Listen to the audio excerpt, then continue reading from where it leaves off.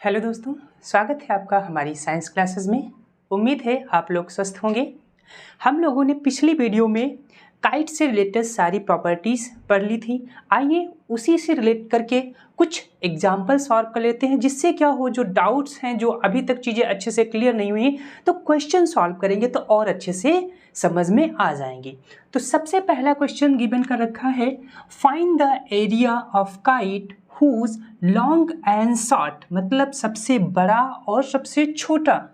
Diagonals की बात, मतलब डायगोनल की बात की है, are 20 centimetre and 12 centimetre respectively. मतलब बड़े और छोटे वाले डायगोनल की लेंथ आपको गिवन कर रखी है। सिर्फ और सिर्फ आपको उस काइट का जो है एरिया बताना है। तो आपको कुछ नहीं, सिर्फ और सिर्फ आपको फॉर्मूले में वैल्यू पुट कर देनी है, आपका एरिया निकल आएगा।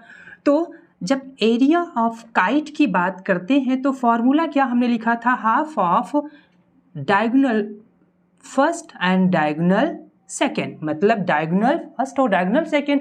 अब आप चाहे डायगोनल को फर्स्ट बड़ा मान सकते हैं और डायगोनल सेकेंड को छोटा मान सकते हैं। सिमिलरली चाहे आप इसको छोटा मान लें, चाहे इसको आप बड़ा मान।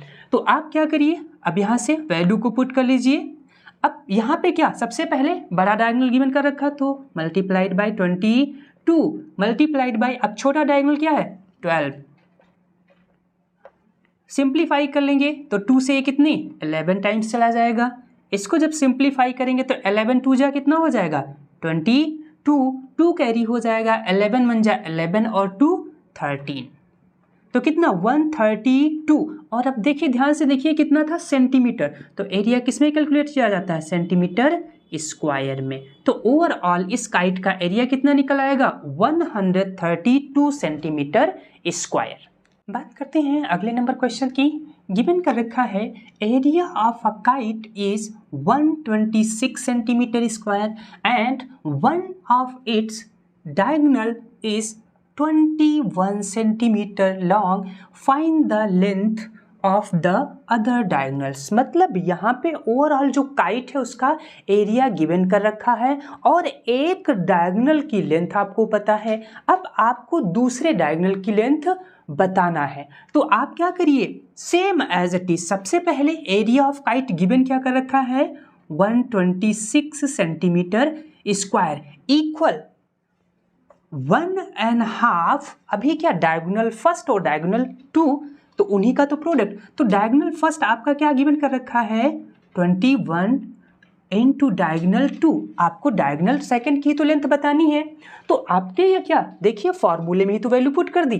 तो आप क्या करिए, अब ये ध्यान से देखिए, अब यदि हम आप 2 से इसको सिंप्लीफाई करेंगे तो पॉइंट में चला जाएगा। तो पॉइंट में ना सॉल्व करके ये जो 2 है इधर शिफ्ट कर देंगे, तो ये क्या करेगा, इधर वाली वैल्यू को मल्टीप्लाई कर देगा। तो यहाँ से हम लिख सकते हैं 126 multiplied by 2 equal to 21 multiplied by diagonal 2।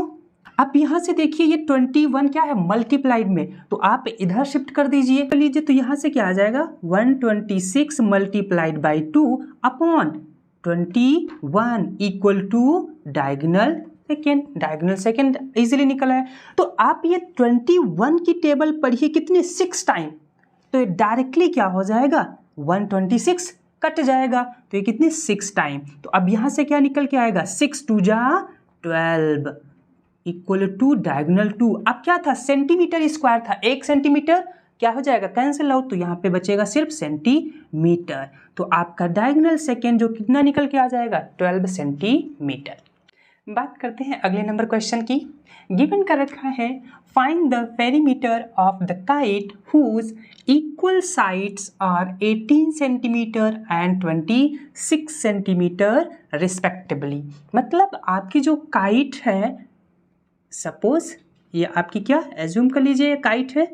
अब यहाँ से जो इक्वल साइड्स है, मतलब ये साइड्स क्या, सपोज ए बी सी और डी, तो इसकी एडजेसेंट साइड मतलब ये इक्वल होंगी, और वैसे ही ये दोनों साइड इक्वल होंगी। सपोज ए और इसको हमने मान लिया बी, तो ये भी बी होगी। तो यहाँ से कैलकुलेट करके जब हमने फॉर्मूला डिराइव किया तो क्या निकल के आएगा ए प्लस बी इक्वल टू क्या पेरीमीटर ऑफ काइट, यही तो निकल के आएगा। तो आप देखिए दो दो टर्म्स दिख रहे हैं, तो यहाँ से हम क्या 2 को कॉमन ले लेते हैं और a प्लस बी आपका क्या पेरीमीटर ऑफ काइट निकल के आता है। तो आपको क्या पेरीमीटर ऑफ काइट क्या निकल गया 2a प्लस बी, मतलब a प्लस बी ये क्या है जो काइट की लेंथ है इक्वल, उनकी बात की गई है। अब आपको क्या करना है इस वाले फॉर्मूले में ये वाली वैल्यूज पुट कर देना है। तो गिवन क्या कर 2, अब दोनों साइड क्या है 18 और 26, तो 18 plus 26 equal to perimeter of kite हो जाएगा। अब ऐड करेंगे सबसे पहले ब्रैकेट में, तो 18 प्लस 26 कितना हो जाएगा 44, तो 2 मल्टीप्लाइड बाई 44 हो जाएगा पेरीमीटर ऑफ काइट। अब 44 2 जा कितना होगा 88, तो 88। अब सेंटीमीटर में वैल्यू गिवन थी तो सेंटीमीटर में ही आ जाएगी, तो ये क्या हो जाएगा आपका पेरीमीटर ऑफ काइट निकल के आ जाएगा 88 सेंटीमीटर। बात करते हैं अगले नंबर क्वेश्चन की।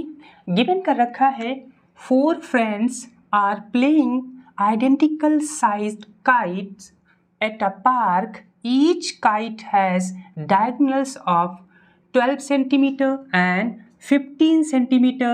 Find the total area of 4 kites combined cardboard together required. That means इससे कहने का मतलब ये है एक पार्क है उसमें 4 मित्र जो है काइट्स को उड़ा रहे हैं।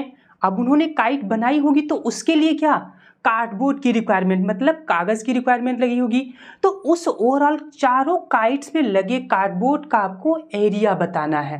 तो यदि हम एक फ्रेंड का जो है जितना भी कार्डबोर्ड यूज किया होगा उसका एरिया पता कर लें, तो 4 से मल्टीप्लाई कर देंगे क्योंकि चारों का क्या बताया है डायगोनल्स क्या है सेम है, तो एरिया भी उनका सेम ही आएगा, तो 4 से मल्टीप्लाई करना होगा। तो सबसे पहले हम यदि बात करें तो डायगोनल फर्स्ट कितना है 12 सेंटीमीटर और डायगोनल 2 कितना है 15 सेंटीमीटर, ये आपके पास गिवन कर रखा है। तो सबसे पहले हम एक काइट में जो लगा हुआ कार्डबोर्ड है उसका एरिया पता कर लेते हैं। तो कितना हो जाएगा एरिया ऑफ काइट, 1 काइट की बात की गई सिर्फ, तो हाफ।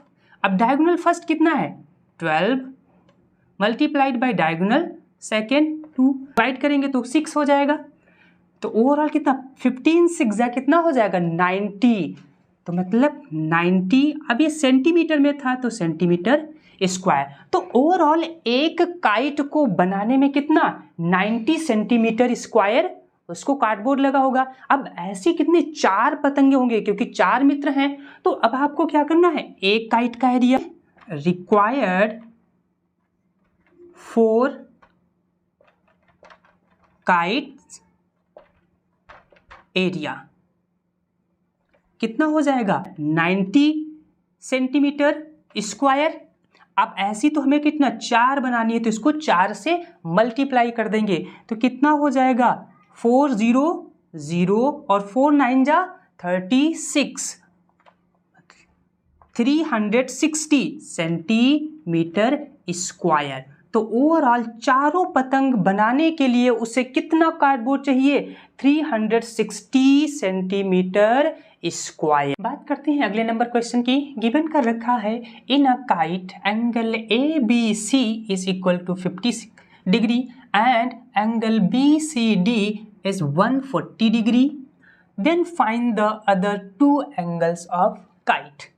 आपके पास 2 एंगल्स गिवन कर रखे हैं, ध्यान से देखो क्योंकि ये क्या वर्टेक्स A और वर्टेक्स C पे जो एंगल फॉर्म होंगे वो ऑलवेज इक्वल रहेंगे।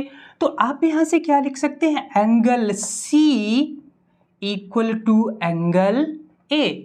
तो आपको एंगल C की तो वैल्यू गिवन कर रखा है मतलब 140 डिग्री, तो एंगल A भी कितना हो जाएगा 140 डिग्री।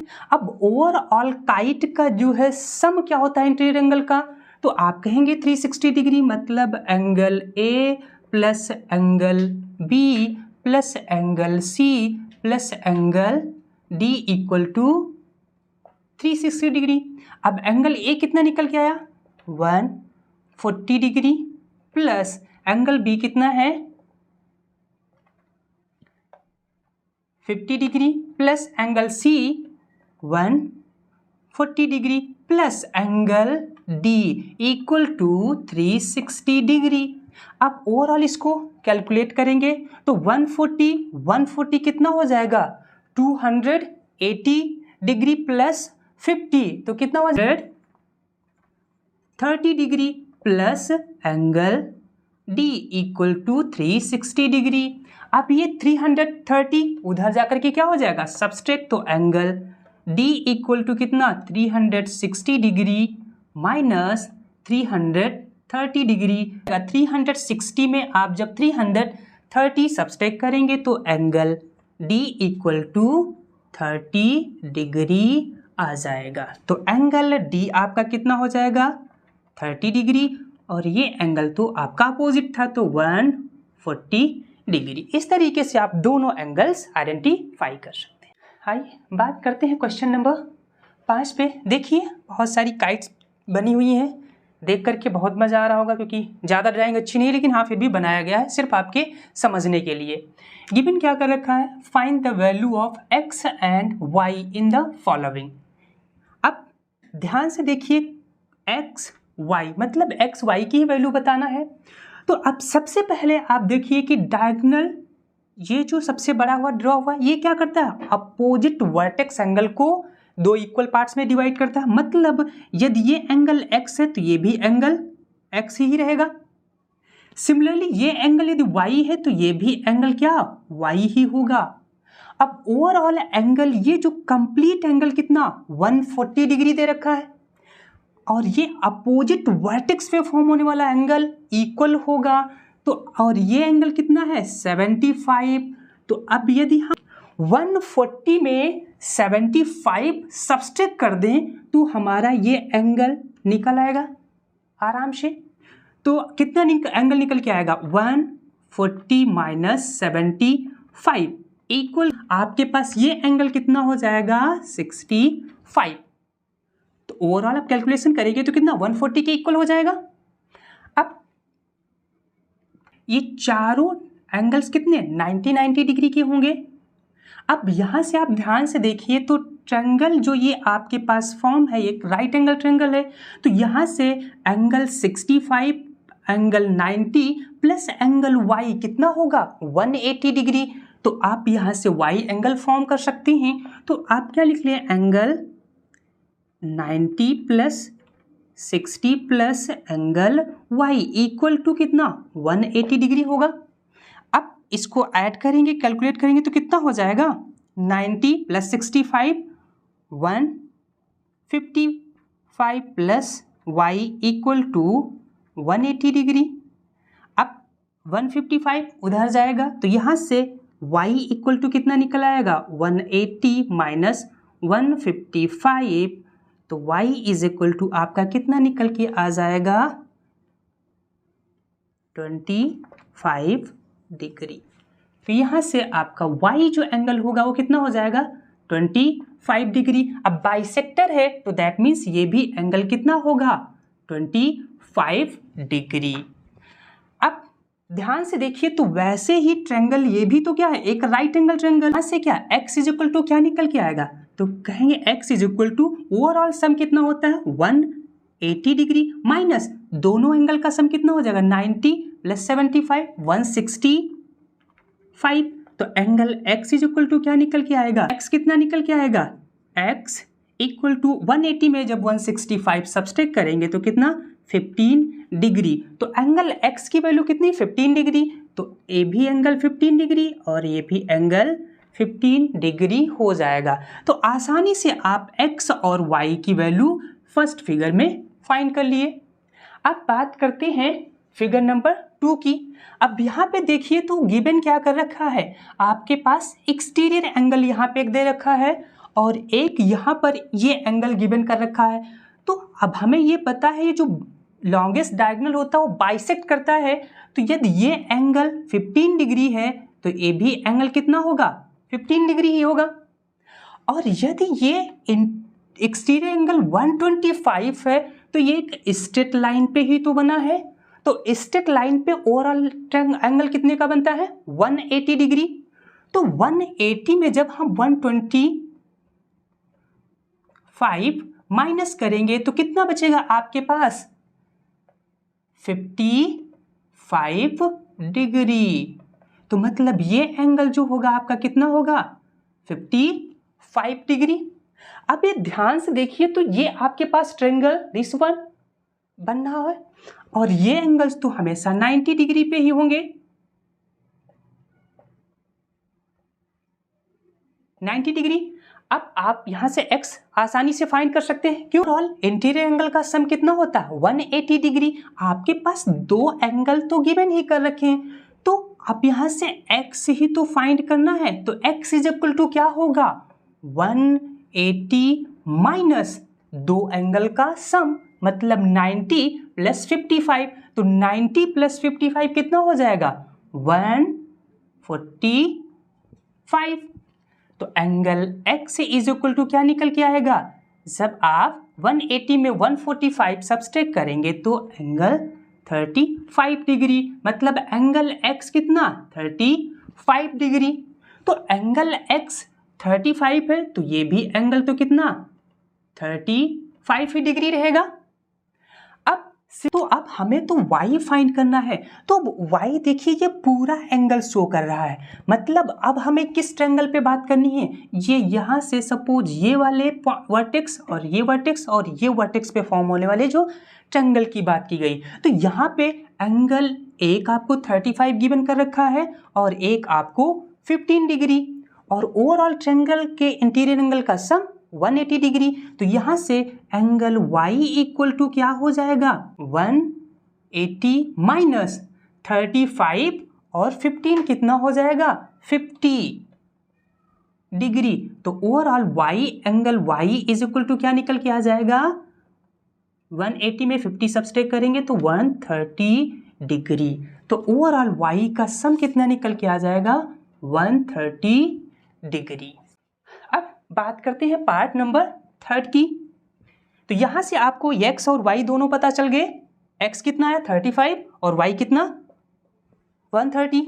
अब इसमें बात करते हैं तो देखिए आपको ये एंगल 30 गिवन कर रखा है और ये आपको एंगल 20 गिवन कर रखा है। तो यहाँ तो आप बहुत आसानी से फाइंड कर सकते हैं, क्योंकि ये जो डायगोनल सबसे बड़ा ही तो दिख रहा है, तो ये क्या करेगा अपोजिट वर्टेक्स को क्या कर देगा बाइसेक्ट करेगा एंगल को। तो ये 30 तो ये भी क्या हो जाएगा 30 डिग्री हो जाएगा। सिमिलरली यदि ये 20 तो ये भी कितना हो जाएगा 20 डिग्री हो जाएगा। अब आपको एंगल x और y पता करना है, तो आप यहाँ पे एक और कॉन्सेप्ट लगा सकते हैं, क्योंकि एंगल x इक्वल किसके होगा एंगल y के, क्योंकि ये जो आप शॉर्टेस्ट डायगोनल पे बने हुए अपोजिट एंगल्स जो होते हैं वो इक्वल होते हैं। तो अब ओवरऑल हमें पहले x फाइंड करना है, तो angle x is equal to क्या होगा 180 माइनस दोनों एंगल का सम कितना है 30 और 20 50 माइनस करेंगे तो angle x is equal to 130 degree हो जाएगा, मतलब एंगल x कितना हो जाएगा 130 डिग्री और एंगल y भी आपका कितना हो जाएगा 130 डिग्री, क्योंकि एंगल x इक्वल किसके होगा एंगल y के। उम्मीद है जितने सारे क्वेश्चंस करवाए गए बेहतर तरीके से आपको समझ में आए होंगे। अब आप इससे रिलेटेड और भी सारे क्वेश्चंस करिएगा, जिससे क्या होगा डेली बाय डेली आप प्रैक्टिस करते रहेंगे तो और भी अच्छे से क्वेश्चंस आसानी से सॉल्व कर सकते हैं। यदि चीज़ें अच्छे से समझ में आ रही हो तो आप दोस्तों को भी शेयर करिए, अपने रिश्तेदारों को भी शेयर करिए, जिससे क्या ये फ्री ऑफ कंटेंट जो आपको मिल रहा है उसका वो भी लाभ उठा सकें। ज़्यादा से ज़्यादा वीडियो को लाइक और सब्सक्राइब करवाते रहिए।